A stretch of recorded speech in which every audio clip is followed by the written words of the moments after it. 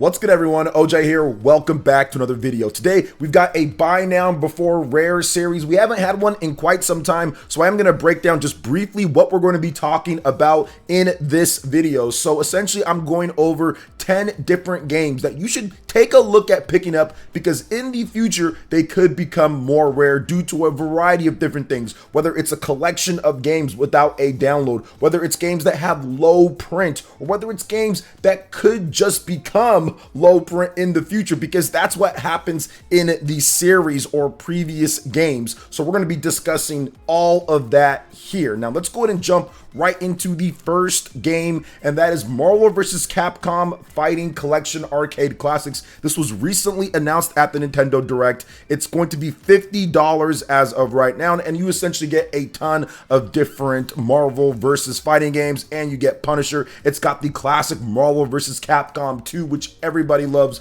but there's a variety of games on here, and the biggest kicker and why I have it on here and why you should, it's twofold different type of thing. One, all of the games are on cartridge with no update at launch as of what we know right now. Now, that could change later, but you'll still be able to play the game off of your cartridge on the Nintendo Switch. No problem whatsoever. Just take that cartridge, plop it into the Nintendo Switch, and enjoy a plethora of great Marvel versus games. And I do feel that this game, considering what happened before in the past, for those who don't know, Marvel vs. Capcom 2 was on storefronts. It was on there, and they essentially lost the license. So for a long time, we could not get a re-release of Marvel vs. Capcom 2 on current platforms. So we don't know when that license could expire again, and people that had it physical on the Xbox and PlayStation 2 were able to enjoy it, or if you had it on the Dreamcast, but a lot of fans weren't going to shell out the money that it takes to get it when it comes to a physical copy, and it was removed from storefronts and that crappy arcade cabinet. We're not even going to talk about that. So I do feel that this game is essential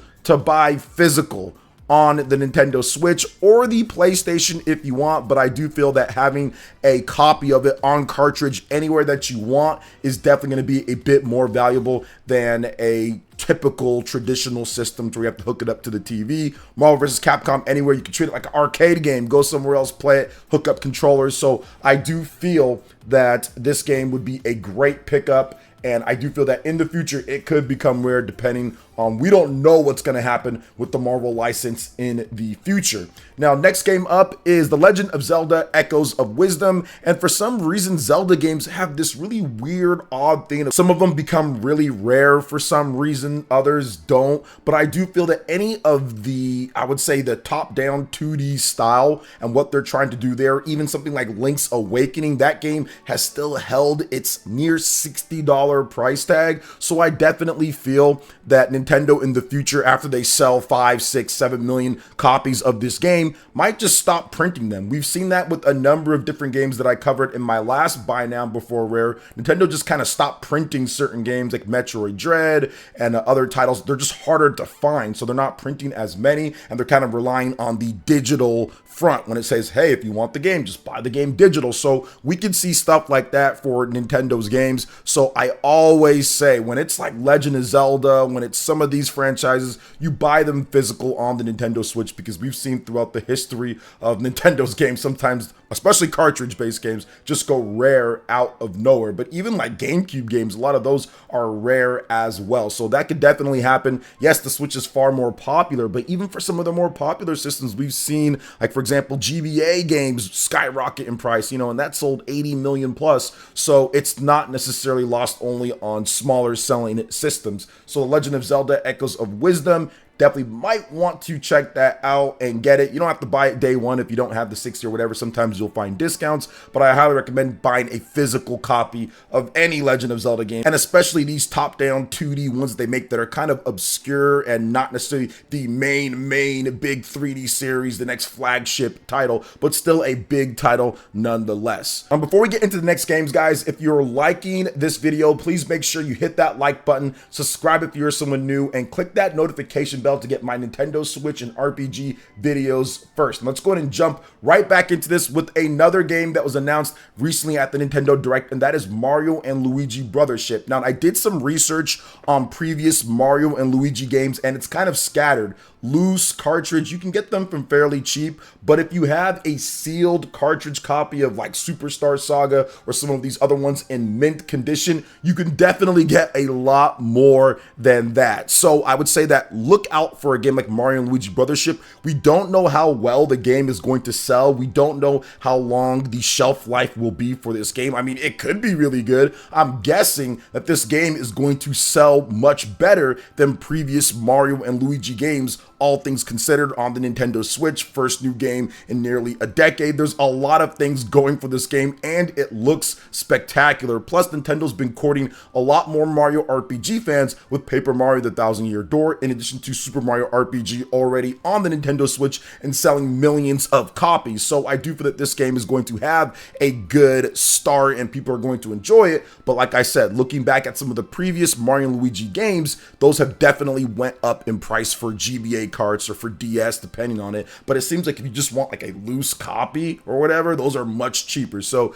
keep that in mind when you're picking up Mario and Luigi Brothership. Now, we're going to get into some indie action here. This is a little bit of an update of a game that I've covered before, Sea of Stars, which does have multiple types of copies. Now, I have a Japanese version of this game from PlayAsia, and it is spectacular. I highly recommend getting that version if you can. But if you can't go with that, or if you don't feel like buying from PlayAsia or waiting or whatever it is, there is the Amazon US version of it, or Western version of it. That's $36, and I highly recommend picking up something like this because Sea of Stars is definitely one of those games that down the line I see pretty much not many copies being made. It is a classic JRPG style of game. It got numerous awards. It did really well, and I feel that this is the type of game that they'll probably just print for whatever they're going to print. There was some weird stuff happening. So with its quality and everything that Sea of Stars does offer on the table here, I definitely think that it's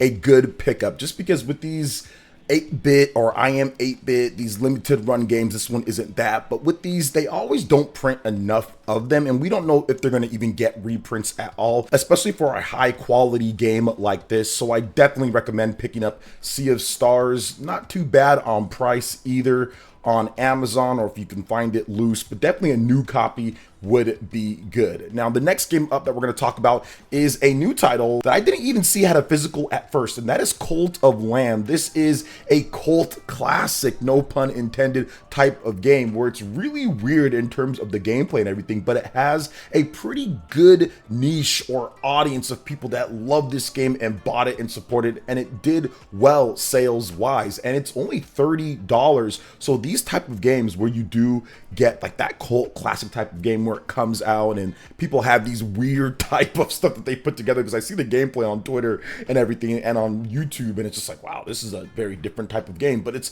very good and people do like it. So only at $30, and for a physical of these indie games that come out that you know aren't going to be a lot in print, and down the line you're probably not going to be able to find it as much, I absolutely recommend it. Everything comes packed on the cartridge. Don't have to worry about necessarily any updates from what I understand. That might have changed at this point by the time this video is getting out, but from what I understand, everything's right there on the cartridge. And for that price, for some of these indie titles that do come out, it's not bad at all. And you just never know, especially with these type of games, because it does have a little bit of a weird fan base out there, and they're probably going to be looking for it. If they don't reprint a lot of the cartridges, they're probably going to be looking for a game like this down the line on the Nintendo Switch complete on cartridge. So Cult of the Lamb, another game that you might want to check out, and it's a good game as well from what I understand. Now, next up is a late RPG port to the Nintendo Switch, and that is Biomutant. I saw that this game is available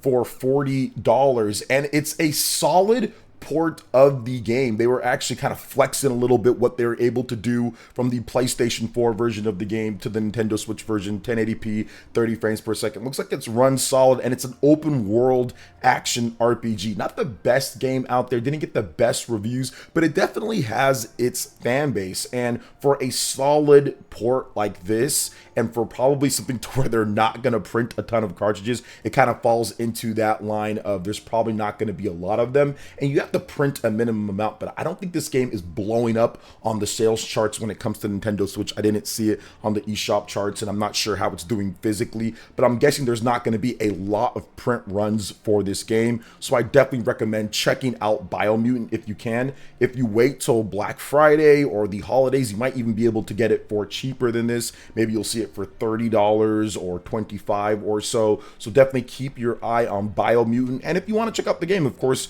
you can buy and play it yourself. But for collectors, this might be a rare one to keep stashed away because it's an obscure game just to begin with. And once again, I didn't really see it blown up eShop charts or physical sales charts as well on the Switch. So look out for Biomutant, $40, right around that price right now.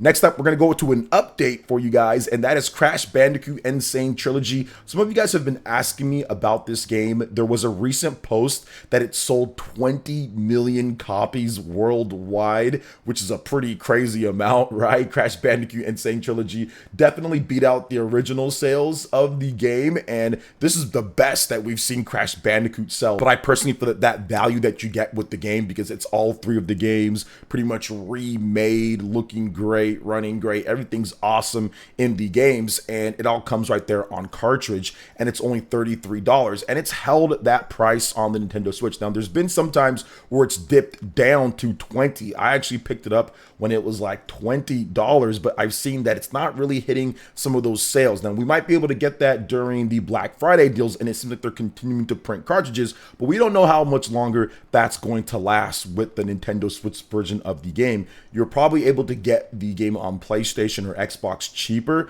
but with the Nintendo Switch version, definitely seems like it fluctuates a lot, and it's keeping near the MSRP, which was $40 from what I understand when it first came out. So keep your eye on that. It's one of those games to where you get all of those classic Crash Bandicoot games all on the cartridge. You don't got to worry about installing to anything else, and that's pretty cool overall. So I would highly recommend checking the game out, and the game's also really good too. I mean, Crash Bandicoot is an icon, so I do love me some Crash Bandicoot. Love the games back on the PS1, and the N. Sane Trilogy's really good. Still, many people feel they're best Crash games. I do love me some Crash 4 though. But yeah, absolutely check out Crash Bandicoot N. Sane Trilogy. Not bad on the Nintendo Switch, $33, but maybe wait till Black Friday, holiday, you could be able to get it for cheaper. But remember, collections, those are always good to pick up, especially if they're all on cart with no extra download. Another game that we have to talk about from the most recent Nintendo Direct is Romancing Saga 2 Revenge of the Seven.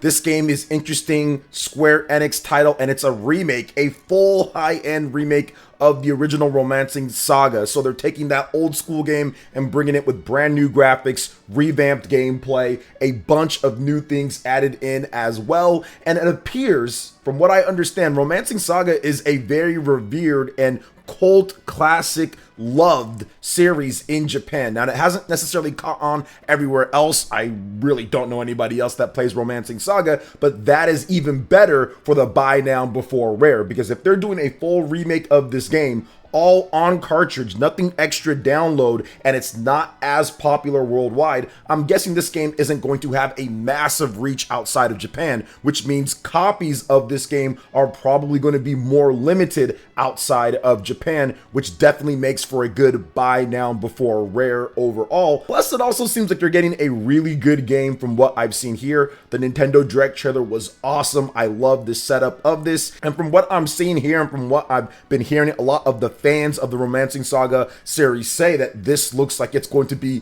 the best game in the series, and I feel that it looks better than the Saga Emerald Beyond game that we got recently for the Nintendo Switch and other platforms. So look out for Romancing Saga 2 Revenge of the Seven, especially since it's not as popular outside of Japan. Look out for those physical copies, and make sure you pick up one at some point if you can. Now, next up, we're going to talk about Eiyuden Chronicle 100 Heroes. This is a game that launched on the Nintendo Switch with a lot of issues, and it's not that old, so this price is definitely going to go down. But the issue that I see here is that they didn't print a lot of cartridges. Obviously, the Nintendo Switch version of the game was not the priority. They did release an update which did help out with a number of things with it. So if you're interested in playing the game, I would say, yeah, you can go for it now. I still feel the PC version or some other version would be better, but the Nintendo Switch version did get a nice update that did help out things with the frame rate, but it's still not perfect. Still not perfect overall, but it's still holding its value at $60 so far. I thought this game could drop dramatically because of the issues that it had at launch, but it seems like since they did not print a ton of cartridges, that's not necessarily going to be the case. Now, we're going to have to wait and see overall. I'm kind of just putting some feelers out there, letting you guys to keep your eyes on it. But yes, these old school type of JRPGs that don't get a lot of prints, these ones are usually the classic buy now before rare series, like we've chronicled many times before on here. So I would say keep your eyes on it, pick up a Switch copy. If you already have one digital, or if you already have it on PC or Xbox, you can buy this one, keep it sealed, and see what happens in the next couple of years, because I definitely see something like this going up, especially once again, if this game continues to not necessarily do great on the Switch and they don't have another reprint of the cartridges. It could be something that turns out to be very rare, all things considered. Last up, we're going to be talking about Dave the Diver Anniversary Edition, and I kind of knew this is what was going to happen with some of these smaller type of games that come out and review really well and do really good and people are loving it, and then they say, oh, here's a physical a bit later. They always do this, and they did it with Dave the Diver. So I didn't buy it digitally. I'm buying it down physical, and from what I understand with the Anniversary Edition, you get some of the extra content. All of that is packed in there day one. So that is very good, and part of the reason why having it physical on cartridge and not having to install to a hard drive is very good. So you can later down the line just pop the cartridge in and be able to play it. To me, that increases the value over having to install to a hard drive or having extra downloads. So that's why I kind of wait for some of these games, for them to get their DLC, for them to get whatever extra content they're going to get, and then you can pick it up. So this is the type of game that probably isn't going to have a ton of physical copies just because they already sold a metric ton of these digital. So the audience for physical afterwards, we don't know exactly where it's going to be at, but I do feel that it's going to be one of those games that once the copies are kind of done, I'm not sure what's going to happen. So once again, keep your eye on something like Dave the Diver. Very good game, reviewed very well, sold well digitally, but now the physical comes. So we'll see how far it goes and how long it keeps its value and what prices we can get, especially later down the line. What do you guys think about the list of games here? Are there any titles that you want me to take a look at or discuss in the future? Let me know in the comment section below. All right, guys, that wraps it up for this video here. Thank you so much for watching. I do appreciate it. Please make sure you hit that like button, subscribe if you're someone new, click that notification bell, and check out my other buy now before rare Nintendo Switch videos and more right here on screen. Thanks for watching, and we'll catch you guys for the next one. Peace.